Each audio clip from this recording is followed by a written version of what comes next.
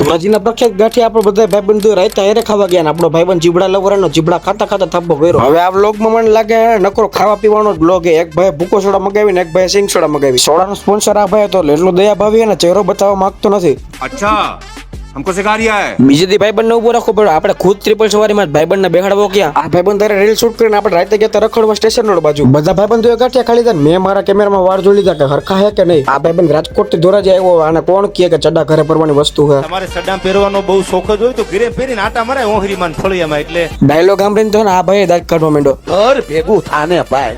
Reel જોવાનો કીડો એટલો ને કે 2% ચાર્જિંગ હે ને ફોનમાં તોય રીલ જોવાનો બંધ કરતો નથી. મોઢું હંતાડતું તું ભાઈ હવે વિડીયોમાં સીન ન આવે. પછી થોડીક વાર બોક્સ ક્રિકેટ રમીને આપણે જવાનું હતું ઘર બાજુ ને આપણે સુઈ ગયા હતા. બીજે દી સવારના પોરમાં ઉઠીને આપણે ભાઈબંધની દુકાને ગયા તો ભાઈબંધ તો ફૂલ વેપાર કરતો હતો.